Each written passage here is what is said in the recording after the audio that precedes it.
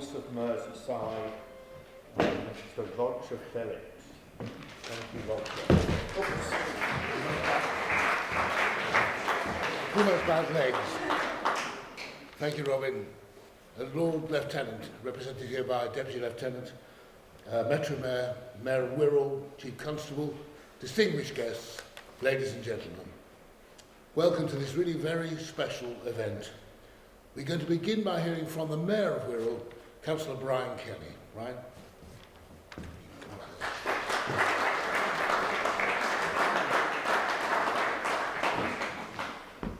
Thank you, Roger. Good afternoon, friends, neighbours and honoured guests. It's a privilege to stand before you today in the heart of Birkenhead, a town steeped in history, shaped by industry and defined by its people. As Mayor of Wirral, I am proud to celebrate the heritage of this remarkable place, which has contributed so much to our borough, our region and our nation. Birkenhead's legacy is one of innovation and civic pride.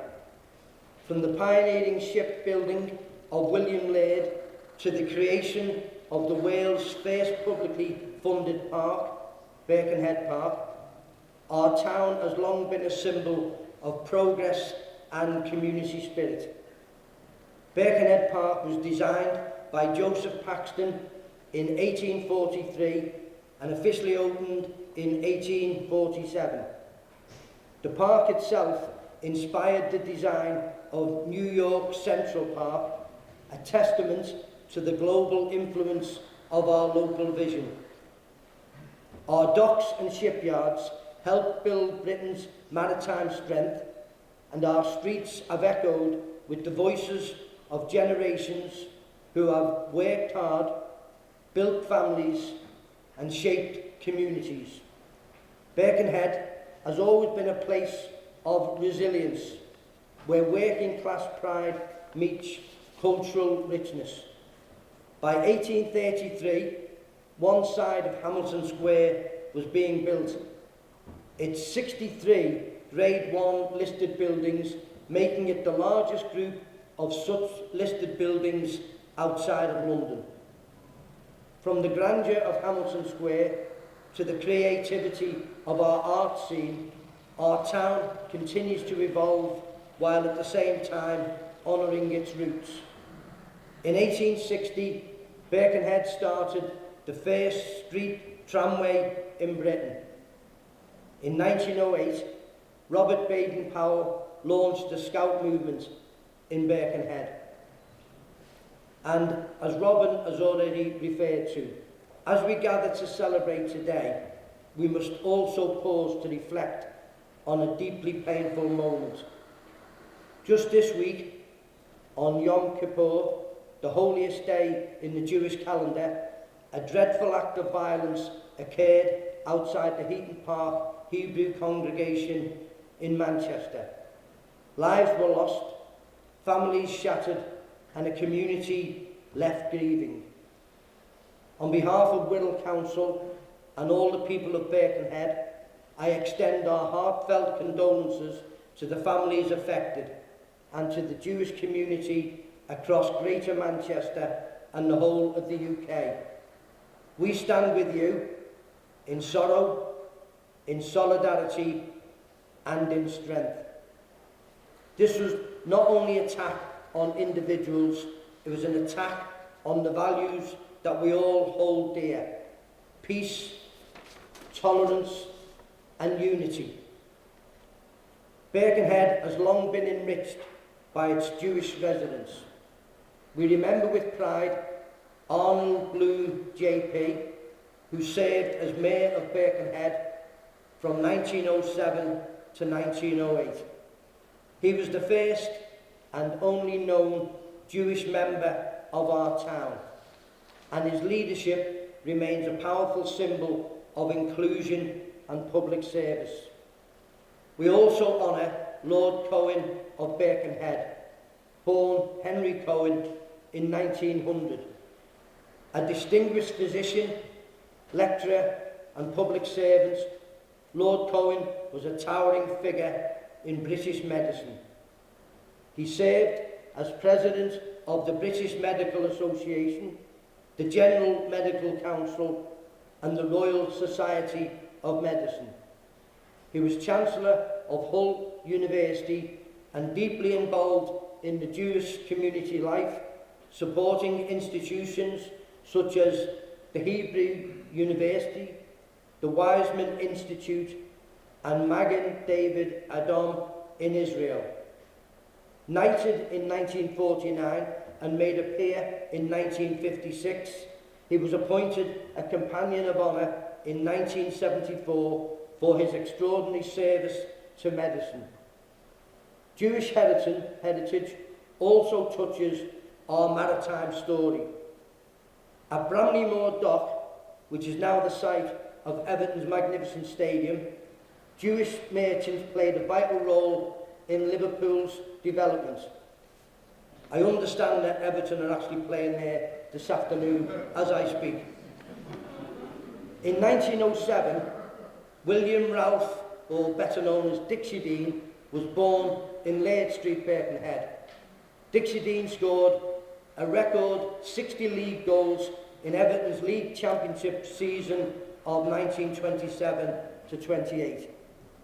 And in fact, within the next 2 weeks, Whittle Council will be considering conferring the highest award we can give to any individual, the freedom of the Borough of Whittle to Dixie Dean. Here in Birkenhead, the Irvine and Mallory buildings stand as part of our regeneration, symbols of ambition and resilience, echoing the pioneering spirit of those who came before us.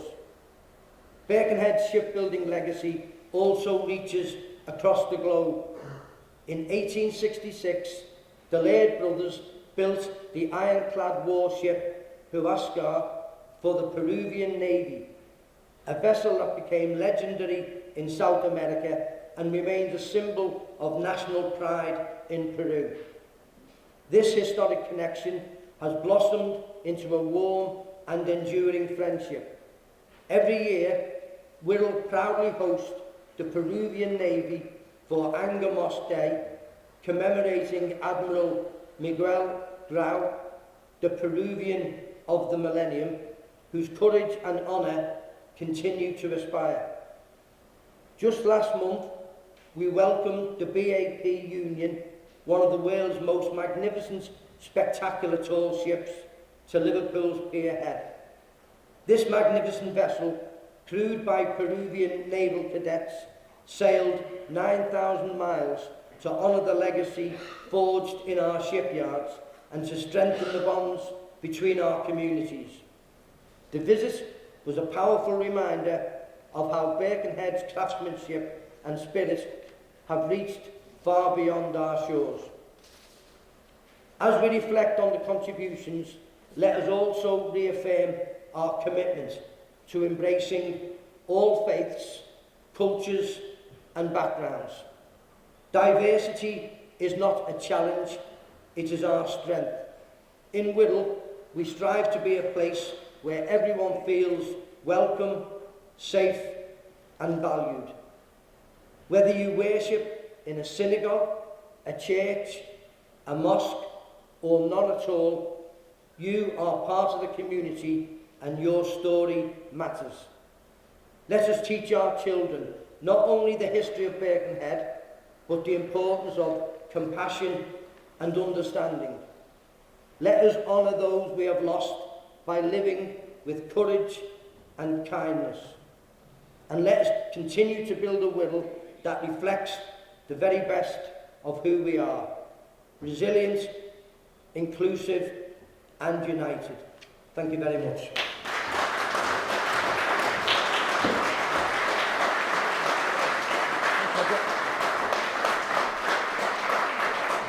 Had donated £100,000 to the university for the library, and he was the nephew of David Lewis, who founded Lewis's shops.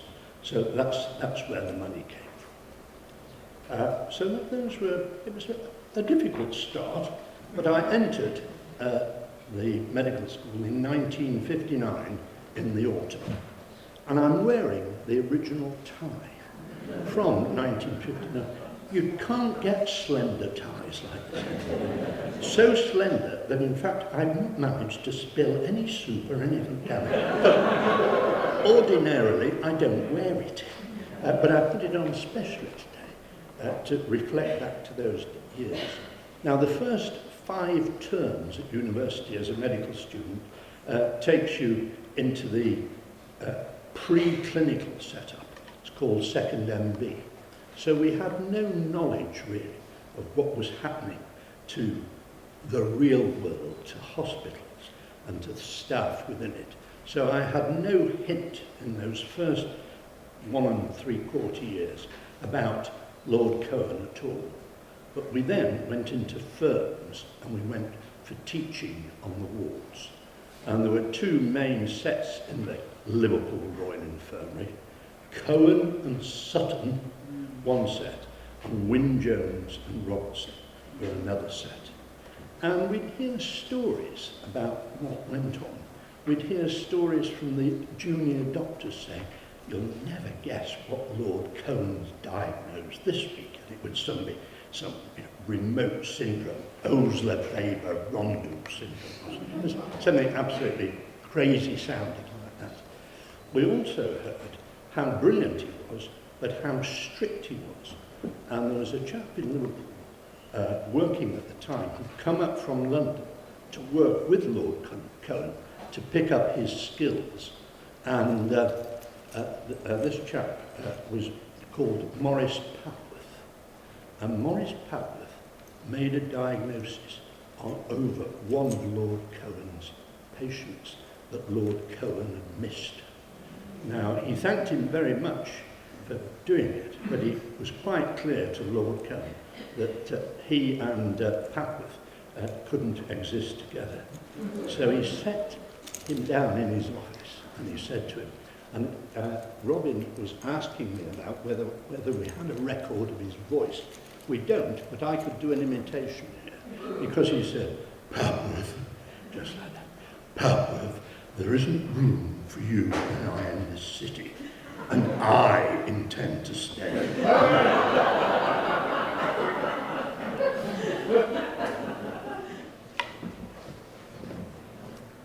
Thank you very much for having me. The objects people surround themselves with are never neutral. They reveal how individuals wish to be seen, both in their own time and by posterity.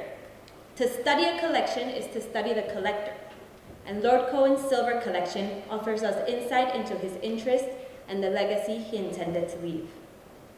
Though the full extent of his collection is unclear, we know he donated at least 69 silver objects to the University of Liverpool. Thanks to a 1954 lecture and an exhibition in 1971, we also know he owned a substantial group of silver related to medicine. Today I'll briefly explore these 2 aspects, his medical silver and the silver he later bequeathed to the university. Like many post-war collectors, Cohen began buying silver for its investment value, but it quickly became a passion, particularly English silver with medical associations. In 1954, he gave a presidential lecture titled "Old English Silver and Its Medical Interest," using his own collection to trace the silver's role in medical history. One fascinating example is a pomander from the French pomme d'Ampre. This was a small silver container, often shaped like an apple, used to hold scented substances. In medieval and Renaissance England, people carried them to protect against the plague, believing disease spreads through bad air. And I'm not going to go into it. There's too many doctors in this room to go into it. Although we don't know if Cohen owned any pomanders, he certainly had an interest in them and wrote about them. What we do know is that he owned 18th and 19th century vinaigrette boxes, which developed from On a lighter note, I have to confess this is my second only ever appearance in Birkenhead. In the mid-60s, my parents took me to a violin competition here. I don't know how it went, but when I looked at their papers, The report said Maurice Smith did his best to play his violin. It appeared to improve during his performance, or perhaps we were just getting used to it.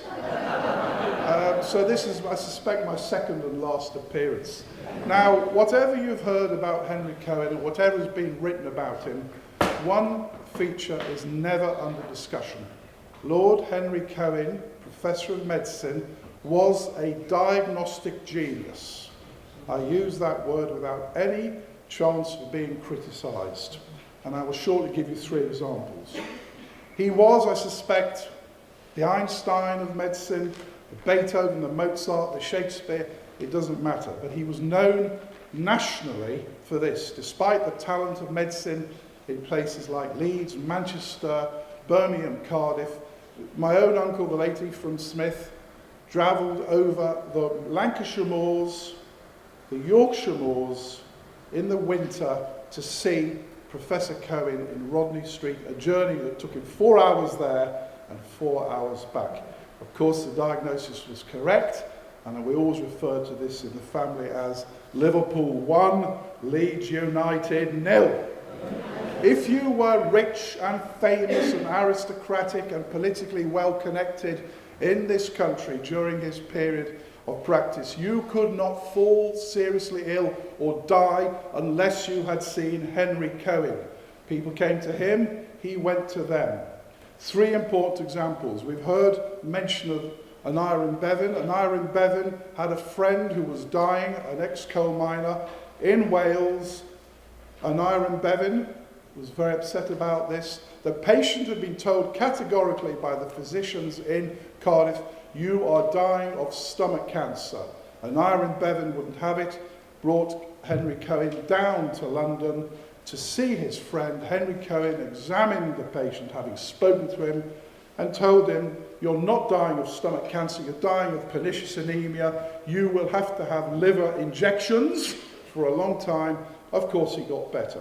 Second example, there was an aristocratic soldier very high up in the Indian Army. He had been to see a doctor in the Indian Army, 3 doctors.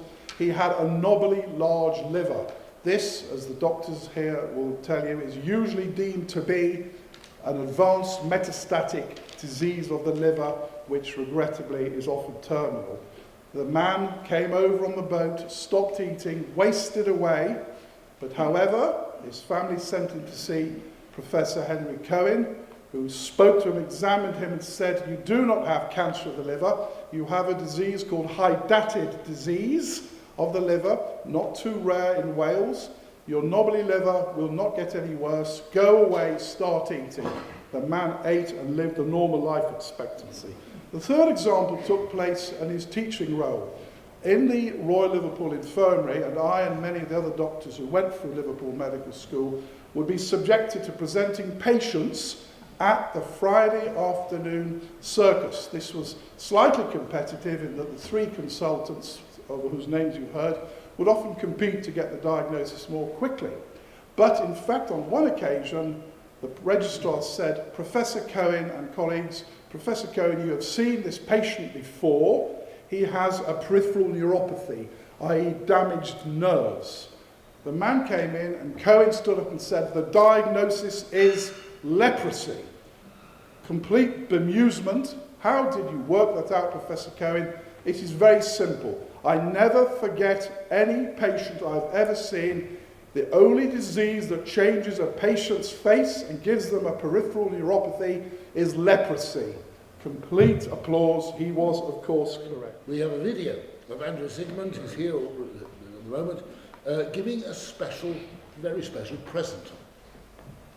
Before you moved, we've been next door neighbours, very happy next door neighbours for many years, and you've been having a bit of a clear out and said you wanted to give me a present. Well, it's very nice of you, completely unnecessary, so thank you so much. And it's a book. Now, the book. Robin, I give this to you. Let's have a look. Yeah. So, this is interesting. So, let's see what there we are. Encyclopedia of General Practice, Volume 4. Butterworth's medical publications, and I see it has your own name. Thank you so much, Andrew, but why do I need a medical book like this? It's going to take me hours and hours and hours to read. It must be a very heavy academic text. It will indeed tax you, Robin, you know. So, but if you look into it, it will be also very good for putting you to sleep. There is not much to challenge you, and I really know very little of the background of this book. But I think, of course, if we open it up, perhaps, or you open it up, it's your book now. I've been called some things in my time, but never original. First and foremost, of course, Rex was known and continues to be remembered as an outstanding lawyer with a massive and at times controversial reputation. I'd only just come to Liverpool in 1986 as rector of the Polytechnic, and the Polytechnic secretary came to see me, waving a copy of the student magazine, Shout, and demanding that I did something about a scurrilous article that they'd just published about him. A few days before that, thank heavens, I'd happened to meet a well-known district judge, David Dree. So I asked him for his advice. What do I do? It was instant and clear. Get Rex making. He's brilliant. So we ended up in Rex's office, where after scanning the article, he exclaimed, "Clear case of libel." He called in his secretary, dictated a letter, told us to serve it immediately on the student union, and we never had an ounce of trouble from him ever since. It was altogether typical of Rex. No fuss, just a quick, clear, direct decision-making that underpinned the very many far more significant and serious cases for which he was famed, and often made national headlines, such as the notorious Winstanley case, about which Roger is going to tell us more. Thanks very much, Peter. Rex had a great mastery of English and of drama, humanity and journalism. An early school report from Liverpool College said, and I quote, it should be up on the screen, "He has ability and produces quite good work as a rule. His written work is able to be a little short, and I think he is inclined to regard it as easier than it really is. However, I shall expect him to do really well in this subject." And I noticed below the history report says satisfactory, but he must learn not to overrate his own ability. Now, he started his own he won an English prize as well, by the way, so do all right on that. Started his own legal practice in 1949, and he was, however, scarred for his whole life by the haunting image of George Kelly's distraught brothers, who consulted him after George had been sentenced to death. There's nothing Rex could do. George was executed. However, just over half a century later, Rex's firm managed to get George's conviction quashed and his remains exhumed from Walton Prison. On October the 9th, 1952, at Knowsley Hall, trainee footman Harold Winstanley shot Lady Derby in the neck as she sat in the mansion's smoke-room. As she played dead, the 19-year-old turned his gun on butler Walter Stallard and an under-butler called Douglas Stewart. They rushed over after him the shots, and he killed them both. Rex's journalistic flair came to the fore and undoubtedly helped to save Henry Winstanley's life. He represented Winstanley at Prescott's Magistrates Court and told the press to stifle their wrong conclusions and suppositions until the facts are known. And what were those facts? Rex's Master of Law thesis had been on the McNaughton rule. There would not be a guilty verdict if at the time of committing the act the accused was labouring under such a defect of reason, from disease of mind, as not to know the nature and quality of the act he was doing, or as not to know that what he was doing was wrong. A medical officer conveniently advised that Harold was suffering from schizophrenia and gross hysteria at the time, and Harold was sent to Broadmoor Psychiatric Hospital rather than to the gallows. So, back to you, Peter, having done my bit on West Ham. Well, Rex also had many high-profile clients, members of the House of Lords, MPs, politicians, showbiz personalities, including Brian Epstein, famously coining the term Beatlemania while working with him, and Anne Robinson, who was sent as a tribute, I hope, here she is. Well, it will.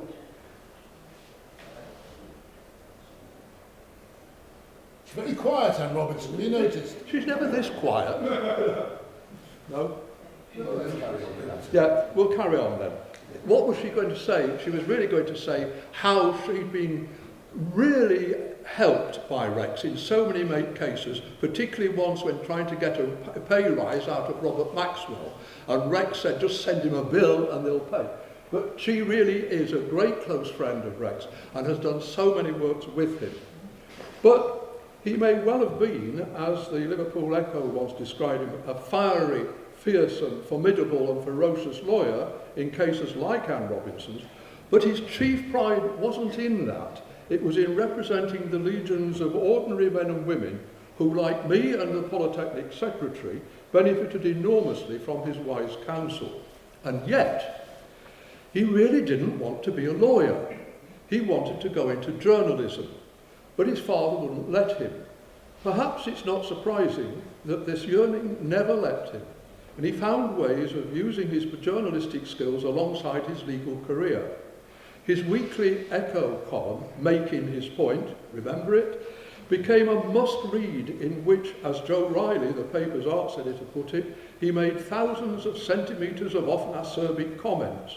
And Paddy Sherman of the same paper went on to say, his hapless targets are convinced that he dips his pen in poison before writing his weekly column. He was also a reliable source of information about all kinds of scandals, especially those involving politicians, and became an unofficial stringer for Private Eye and for Peter Elson's weekly column, Mr. Brocklebank, in the Daily Post. There is possibly a clip of Jeremy Wilson, but possibly not so. Beyond the worlds of law and journalism, Rex was a passionate and outstanding supporter and patron of many organisations on Merseyside and elsewhere. It included the museums and galleries, numerous cancer charities, and the Royal Liverpool Philharmonic Orchestra, whose music director, Jerry Swartz, has always sung his praises greatly, became great friends. He also had a clip, but whether it's there, I'm not sure. Possibly not. But Jerry and Rex, with the family, often spent Friday nights together and enjoyed great relaxing times. But it was to John Moores University that Rex became the greatest supporter and friend, and for which it was my great honour and delight to make him an honorary fellow and an honorary professor of law. He endowed 2 professorial chairs, the E. Rex Makin Chair of Criminal Justice, well, that made sense, and the May Makin Chair in Citizenship, named in memory of his mother and bestowed on Lord Alton. He also supported several of the university's famed Roscoe lectures, established also by Lord Alton, and he funded the E. Rex Makin Prizes for drama students who were based in the former Hebrew School in Hope Place after it became part of LJMU, thanks to Rex's immense generosity in funding the restoration of this historic and important building. It's where his wife Shirley once taught, and which, in memory of his father, we proudly named it the Joe H. Makin Drama Centre. Last year, however, the building ceased to be the university's drama centre when it was acquired by LIPA, which made sense. But all the LJMU signage has been removed, and sadly, as a result, there's no longer any public recognition of its generous benefaction to Rex's father. It was a very crucial time in the development and expansion of the university, and I am paying tribute to that. He was enormous benefactor. He also loved ceremonial, loved going up to the Anglican Cathedral in particular to go to the university graduation ceremonies. He took particular pleasure in occasionally presenting candidates for honorary fellowships, amongst whom Clive and David Swift, and Robinson, of course, Ken Dodd, and we had a wonderful picture. That was him outside the Joe H. Making building. And I hope a good picture here.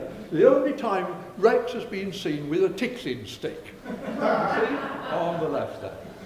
And that was absolutely wonderful. Rex and Shirley became very great friends of ours, and when, as part of our silver wedding celebrations a few years ago, they came to the cathedral for choral evensong, which was sung by a tiffin choir conducted by our son Simon. And Rex was totally captivated by that Anglican tradition of the choir singing psalms of the day to wonderful chants. He just loved it and kept coming back to hear them. And then he got to know the Dean of the cathedral, Derek Waters, at the time. And when he learned that the Dean wanted to establish a small education centre in the cathedral, Rex at once decided that he wanted to help fund it, a marvellous interfaith gesture, and one that the cathedral really enjoys greatly now. But given everything that Rex did, is it any wonder that in 2003 the City of Liverpool conferred on him the highest honour, the Freedom of the City? And I've heard about Rex, and there's a lot more could be said. Is it any wonder that in 2003 the City of Liverpool conferred upon him his highest honour, the Freedom of the City? And for once, when he was asked what it meant to him, this most outspoken of men was almost lost for words, but simply quoted Sir William Forward, who was a great Liverpool businessman and philanthropist, who said, "The freedom of the city is the greatest honour any man can receive." And is it any wonder that his praises have been and continue to be sung by so many people ever since? Here's a word, I hope, from Chris Renard. Lord Renard, I should say. In the House of Lords. In Liverpool, we celebrate our legends.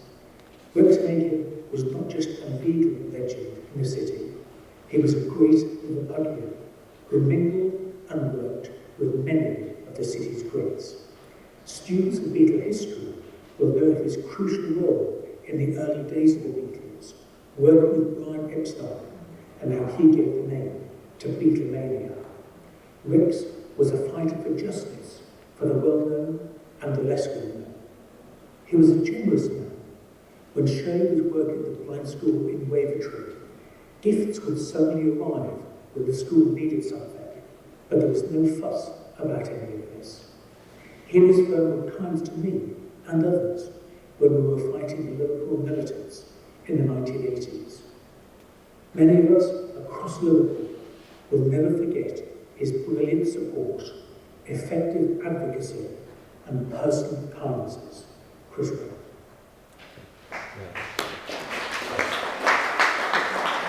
So, in short, Rex Makin was a legend, a radical lawyer who was upset, really upset, when he saw injustice.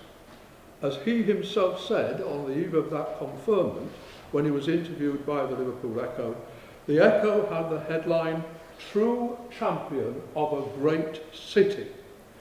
And what he said was, "I've carried the torch for the little people, and I've redistributed what I've earned by the sweat of my tongue." And yet, behind this legend and alongside it has been his family, his son Robin and daughter Susan, who will be thinking of him now, who's been grateful to her father for his kindness and support, as they all have. But above all, the real legend behind his wife Shirley, who consistently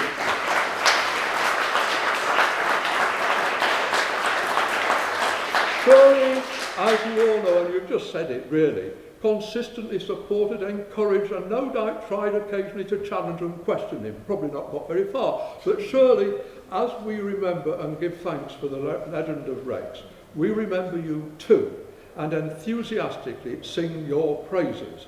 You are a brightly shining megastar, and we all thank you for what you've done in making the legend come live to be the true champion of this great city. The region, Mr. Steve Rotherham. Steve.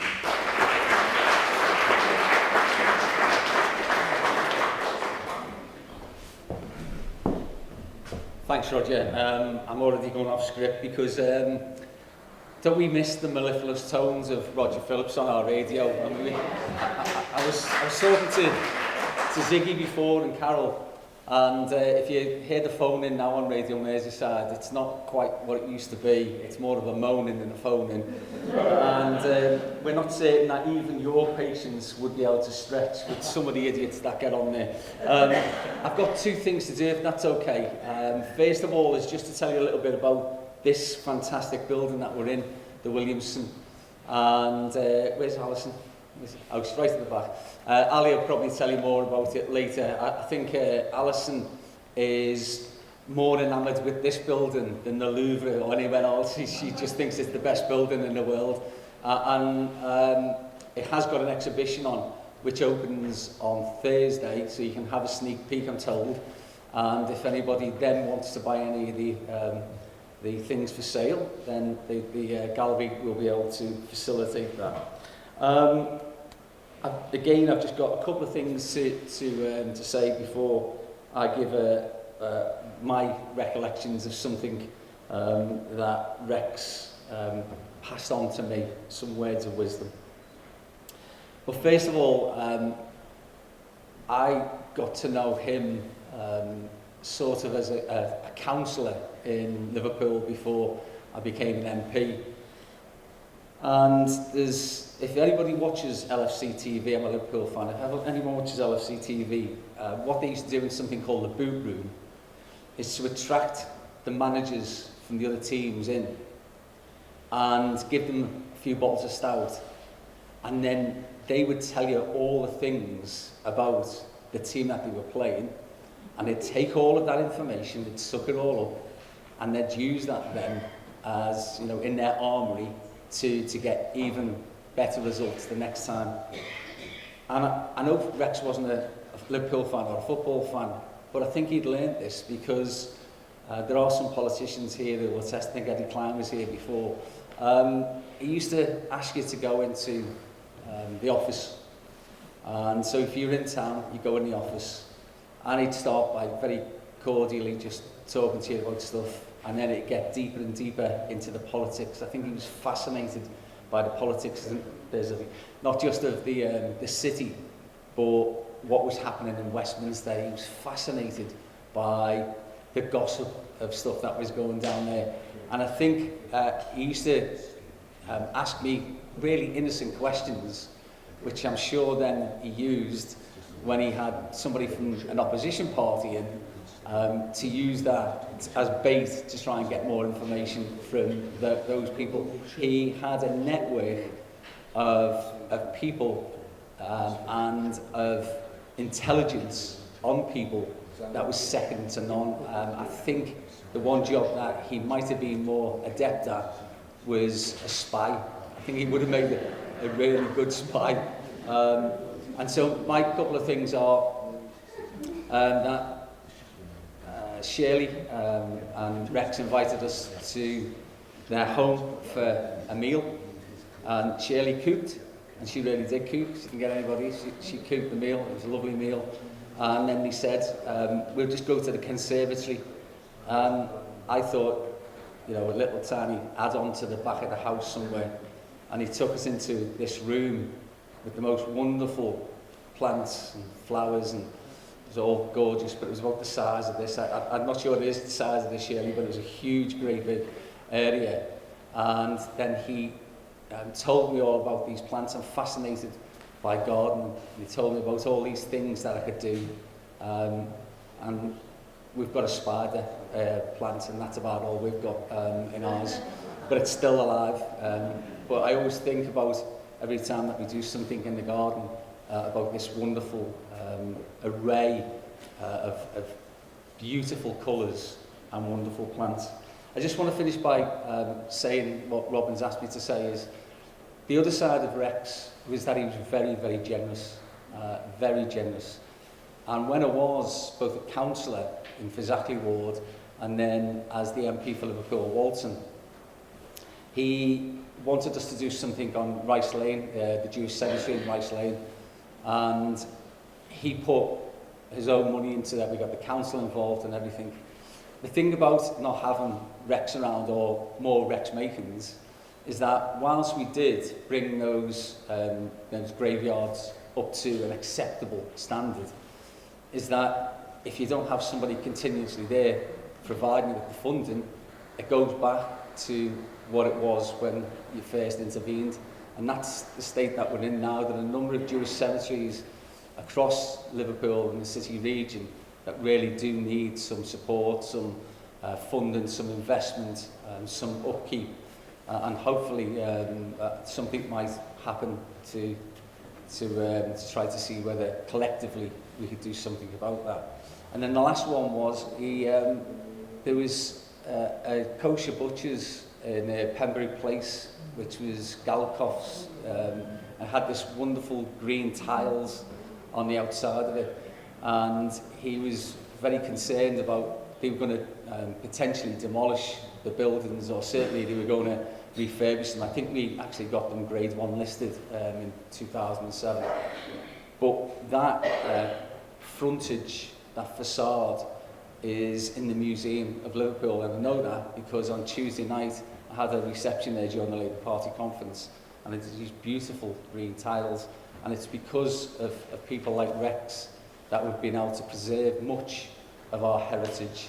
And so I'll leave you by saying that not only was Rex somebody I think who did a lot for the people of Liverpool, but he did something to me personally.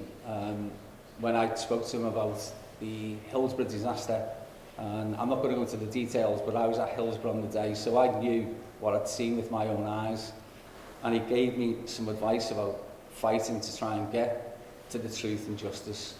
And I was just blown away that just a couple of weeks ago on the statute book there will be a Hillsborough law, and that will be in tribute to the unlawful killing of 97 of our fellow people, our supporters from Liverpool Football Club. And it's because of snippets of advice that we were able, I think, to push that forward. So my parting shot is thanks very much, Rex, for all your support.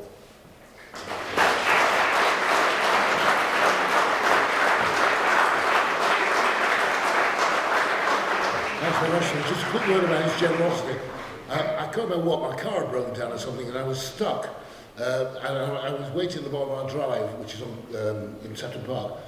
And along comes Rex in that wonderful, marvellous Rolls Royce he had, driven by a gentleman who is down here at the moment.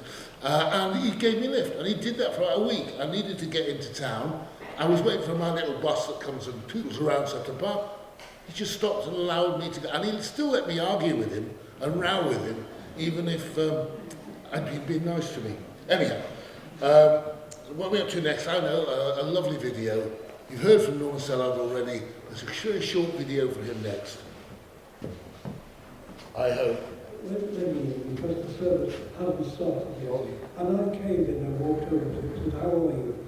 And he looked at me with a smile, and he came out with a wonderful phrase, "Ein chadash tachat hashemesh." There's nothing new under the sun. From what I understood, he'd been to a tremendous case, and he was tired, and he worked, and from what I heard, he was brilliant. And he said, "Norman," he said, "pray for me, sing to me, relax me, and I'm going to enjoy the service, and I'm going to forget about everything. And please God, I'll see you tomorrow morning." And he smiled at me, and I felt so good. I really did. I felt so good. From a noble man, a blessing like that. And then I went in and I started what we call the Col Livrée, so all vows. And I think from what I understood, I did well that day. Now, Norman's here now. He can do more than clap in a minute, I promise you. Norman's here now, this young gentleman here, and actually, he knows, but many of us don't. Today is Norman's 93rd birthday. So the least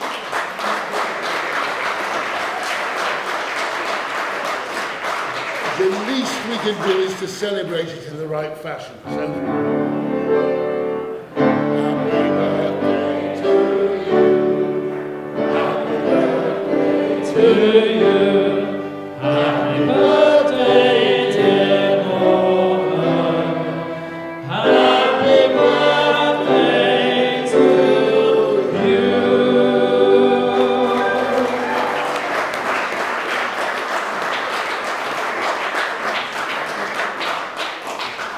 Always on any bloody questions. Please welcome Alison McGovern.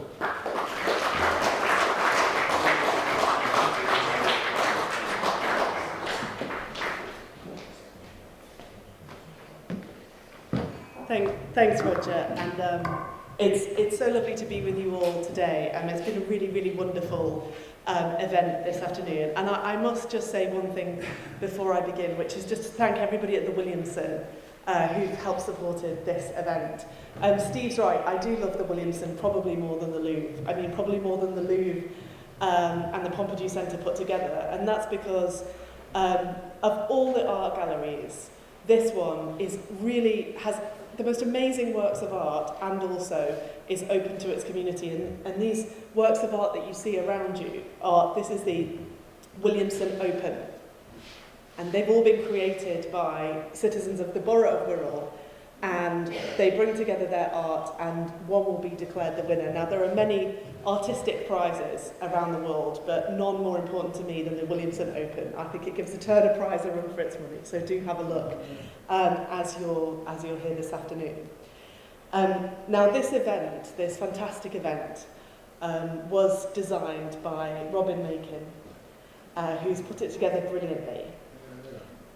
Round of applause for Robin.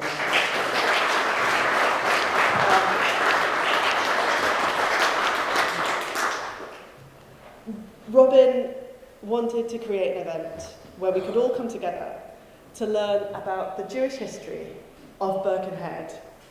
Two of Birkenhead's finest sons, Lord Henry Cohen and Rex Makin, and to think about the long history of the Jewish community here in Merseyside. But I think this event is only the more poignant and meaningful given events this week. And I would like to agree with our borough's first citizen, our Mayor, Brian Kenny, in that we send our solidarity, our love and our strength to all of those in Manchester, and particularly those families who must be suffering and who are affected by events this week. Now, as I said, this event was designed by Robin to understand more about the Jewish history here in Birkenhead. And as somebody who, as Steve said and Roger said, I grew up in a place called Bromborough, which is not more than 2.5, 3 miles away from here. I have spent much of my adult life and all my childhood here in the Wirral. And I never knew that the synagogue was just less than 100 metres from here in Balls Road. It's obviously no longer standing there, but it represented a long history of the Jewish community here in Birkenhead. And I hope today that people will have felt through the testimony that they've learned a little bit more about that history. So often, those histories can be hidden from us. We don't always know everything about a place, even if we've spent most of our lives here. And I feel very grateful to have spent this afternoon learning a little bit more about who we are and where we come from. On that note, I also want to recall one of my predecessors, Graham White MP, who was the MP for Birkenhead East, and in 1945 was made a freeman of Birkenhead. He spoke up in Parliament during the war about the massacre of Jews and sought to help them and others. He was a very strong supporter of German refugees, and in April 1945 was a member of the cross-party group of parliamentarians who went on a fact-finding mission to Buchenwald. His contribution was extremely important, and I remember him too. I think that all that we've heard this afternoon shows that strong and rich history across the city region, but most of all, in the lives of those two great sons of Birkenhead that we've heard of. And I'm very proud to have welcomed you all here to my constituency this afternoon. I'm particularly proud to have Roger here as the host, because in 2010 I was one of the last members of Parliament elected. It was a very close election, and there was a recount, and it took forever for me to be elected in 2010, and I won by just 531 votes. And after I'd won, I was like dazed and confused and didn't know what I was doing or what I had done standing for Parliament. And somebody said to me, "And now you must speak to Roger Phillips." And I said, "What do you mean, speak to Roger Phillips?" And there was a Radio Merseyside van outside the count. And I was shown into this van, had headphones clamped to my ears, and I heard Roger's voice in my ears. And I have no idea what you asked me or what I said, but my first conversation after being elected was with you, Roger, and that will always stay with me. I want to thank the students who have assisted Robin in putting this event together. My thanks go to Simon Crabtree and Gabriel Sitany of Liverpool Hope University, and Jack Titterington of Liverpool John Moores University. And I'm sure they've enjoyed being part of such an event. It really is important that we understand where we come from. As I said before, so much of our history can be hidden even from those of us who spent all of their lives in Birkenhead, and it's been wonderful to welcome you all as part of this event where we get to learn more about that history that has been hidden. Let's all think about the contribution that Lord Cohen and Rex Macon made and what we've learned from them over the years. And if you would just finally join me in a round of applause for all of those who've contributed, to Robin and those who put it together, and also to our fine musicians, and to thank you all for coming to this wonderful event. Thank you.